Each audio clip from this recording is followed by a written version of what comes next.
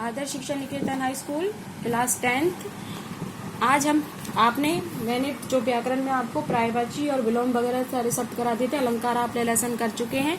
अब करेंगे हम समास कि समास क्या होते हैं। तो ये मैंने लिखा हुआ है, पहले समास के बारे में इसमें से पढ़ेंगे कि पहले समास किसे कहते हैं, उसकी डेफिनेशन करेंगे। दो या दो से अधिक शब्दों के मेल से जो नया शब्द बनता है, ठीक है, उसे समस्त पद कहते हैं। ठीक है, यानी कि दो या दो के अधिक शब्दों के मेल से जो नया शब्द बनता है उसे समस्त पद कहते हैं तथा इस मेल की प्रक्रिया को समास कहते हैं। जैसे यहाँ पर ये एग्जाम्पल देखिए, गंगा का जल। ठीक है, अब यहाँ पर का आ रहा है तो किसका जल है? गंगा का जल। तो ये क्या बन गया? गंगा जल। तो यहाँ पर किसकी विभक्ति का लोप हुआ है?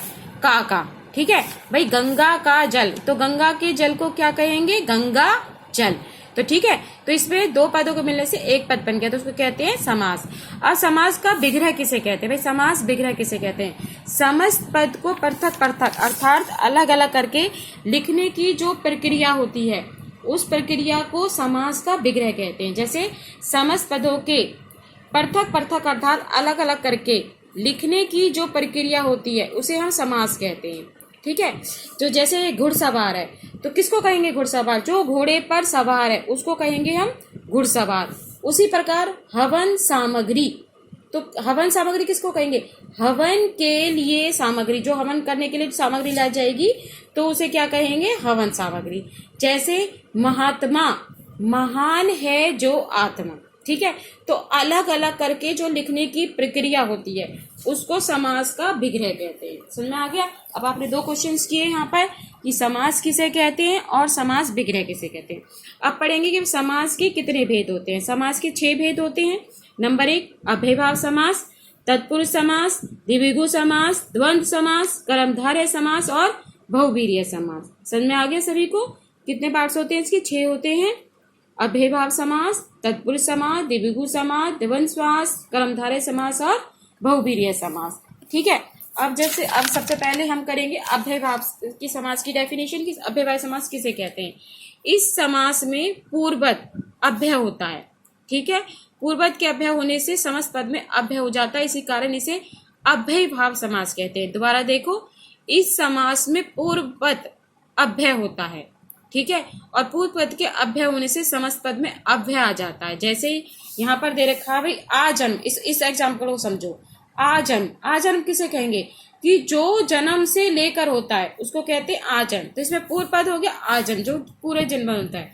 अब पढ़ेंगे प्रतिदिन, तो प्रत्येक जो दिन होता है उसको क्या कहते हैं? प्रत्येक दिन। ठीक है, अब हाथ ही हाथ में, तो हाथों हाथ। ठीक है, इस तरह से इस समास में जो पूर्व पद अव्यय होता है उसे कहते हैं अव्ययभाव समास। अब जैसे माना भरपेट, भरपेट किसे कहेंगे? जिसका पेट भरा होता है, तो पेट भरकर भरपेट। ठीक है, तो ये कौन सा समास हुआ? अव्ययभाव समास। नंबर 2 पढ़ेंगे हम तत्पुरुष समास। जिस समास में विग्रह करते समय, अलग करते समय विभक्ति या कार्य के चिन्हों का प्रयोग किया जाता है। कारक आपने पढ़ा होगा, जिसमें ये करते कर्ता ने कर्म को करण के संप्रदान अपादान के लिए करा है ना, तो ये होता है कारक। कारक चिन्हों का प्रयोग किया जाता है, जैसे को, से, के लिए, ठीक है, का, के, की, इन शब्दों का जो प्रयोग किया जाता है उसको कहते हैं तत्पुरुष समास। दोबारा देखो, जिस समास में विग्रह करते समय विभक्ति या कार्य के चिन्हों का प्रयोग किया जाता है उसे कहते हैं तत्पुरुष समास। जैसे ये है, यहाँ पर भी देखो, हवन सामग्री, हवन के लिए सामग्री, तो कौन सा कारक आया इसमें? के लिए। ठीक है, राजपुत्र, राजा का पुत्र, ग्रामवासी, ग्राम में वास, जो ग्राम में वास करता है उसको कहते हैं ग्रामवासी। ठीक है, तो जहां पर कारक चिन्हों का प्रयोग किया जाता है वहां पर होता है आपका कौन सा? तत्पुरुष समास। अब पढ़ेंगे द्विगु समास किसे कहते हैं? द्विगु समास में पहला पद यानी कि संख्यावाचक होता है। क्या होता है? संख्यावाचक, जहां पर आपकी जैसे काउंटिंग शो होती है उसको कहते हैं। जैसे यहाँ पर आपको दे रखा है नवरत्न। अब उसमें पढ़ते हैं नव माने 9, ठीक है, और रतन माने रतन जो होते हैं, तो 9 रत्नों का समूह। ठीक है, तो यहाँ पर कौन सा समास हुआ? द्विगु समास। अब जैसे तिरंगा है, ती माने त्रि माने 3 होता है, रंग माने रंग, तीन रंगों का समूह, तिरंगा, 3 रंगों से बना हुआ है ना आपका तिरंगा। उसी प्रकार पंजाब, पंच माने 5, आ माने नदियां, 5 नदियों का समूह। तो जिस समास में पहला पद संख्यावाचक होता है, ठीक है, उसको कहते हैं द्विगु समास। समझ में आया। अब जैसे अब पढ़ेंगे द्वंद्व समास। पहले आपने द्विगु पढ़ा, तत्पुरुष समास, अव्ययभाव। अब पढ़ेंगे द्वंद्व समास। इस समास में दोनों पद प्रधान होते हैं और समास का विग्रह करने पर और, या, अन्य, अथवा नियमों का प्रयोग किया जाता है। यानी कि एग्जाम्पल थोड़ा सा डिटेल में समझाती हूँ कि द्वंद्व समास किसको कहते हैं, कि जिसमें एक वर्ड को हटाने के लिए अथवा, या, और आदि शब्दों का प्रयोग किया जाता है, वहां पर होता है द्वंद्व समास। जैसे माता पिता, ठीक है, तो यहाँ पर क्या लिखेंगे, माता और पिता। चाय कॉफी, चाय या कॉफी, तो कौन से ये आए सारे या पे आए, यहाँ पर आया का, के, ओ, और, या, ठीक है, ऐसे शब्दों का जो प्रयोग किया जाता है वहां पर होता है आपका द्वंद्व समास। जैसे पाप और पुण्य, पाप और पुण्य, ठीक है, तो कौन सा समास हुआ यहाँ पर, द्वंद्व समास। अब पढ़ेंगे कर्मधारय समास किसे कहते हैं। कर्मधारय समास, इस समास में एक पद विशेषण और दूसरा पद विशेष्य होता है। यानी कि जहां पर विशेषण, विशेषता जहां पर दी जाती है और दूसरा पद विशेष्य होता है, वहां पर कौन सा समास होता है, कर्मधारय समास। जैसे नील गाय है, तो नील गाय किसको कहेंगे, नीली है जो गाय, ठीक है, तो नीली गाय को तो नील गाय कहेंगे। उसी प्रकार चंद्रमुखी, चंद्र, चंद्र माने चंद्र, चंद्र, चंद्र जो होता है, चंद्र के समान मुख, ठीक है, तो यहाँ पर कौन सा समास हुआ, कर्मधारय समास। यानी कि एक पद की विशेषता जो होती है उसको कहते हैं। पर्णकुटी, पर्ण माने पत्तों से, कुटी माने कुटिया, पर्ण से बनी कुटी यानी पत्तों से बनी कुटी, तो उसको कैसे क्या कहेंगे, कर्मधारय समास कहेंगे। समझ में आ गया कि जिस समास में विशेषण और दूसरा पद विशेष्य होता है, यानी कि विशेषता जहां पर होती है।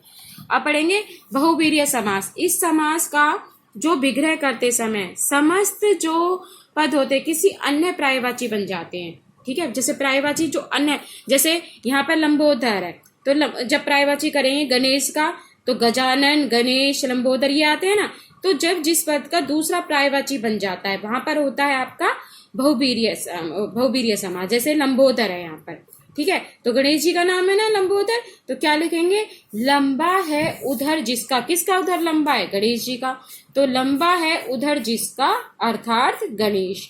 नीलकंठ, नीलकंठ किसका है, शिव का है ना, तो नीलकंठ शिव को नीलकंठ कहते हैं, तो दूसरा पर्यायवाची क्या हुआ, शिव हुआ, तो नीला है कंठ जिसका अर्थात शिव। दशानन, 10 है आनन जिसके अर्थात रावण, आनन माने मुख और 10 माने 10, तो क्या बन गया, दशानन, ठीक है। श्वेतांबर, श्वेत माने सफेद, अंबर माने वस्त्र, सफेद हैं वस्त्र जिसके, किसके हैं, माँ सरस्वती जी के हैं ना, तो सरस्वती। अंशुमाली, अंशुमाले जो अंशु है मालाएं जिसकी, किरणें जो होती हैं उनको कहते हैं अंशु, तो अंशु है मालाएं जिसकी, किसकी है किरणें मालाएं, सूर्य की है, तो अंशु है मालाएं जिसकी अर्थात सूर्य। तो यहाँ पर कौन सा समास हुआ, बहुपेरीय समास। तो जिस समास का विग्रह करते समय समस्त पद किसी अन्य पर्यायवाची बन जाता है उसे कहते हैं बहुवीर्य समास। समझ में आया। अब मैंने आपको ये समास कराए हैं, आपको सेंड कर दे जाएंगे, सब अपने कॉपियों पर ये समास लिखेंगे, इस लेसन को लिखेंगे, उसके बाद सभी बच्चे इसको साथ के साथ लर्न भी करेंगे। ठीक है, आज के लिए इतना ही, नेक्स्ट अगली क्लास में करेंगे।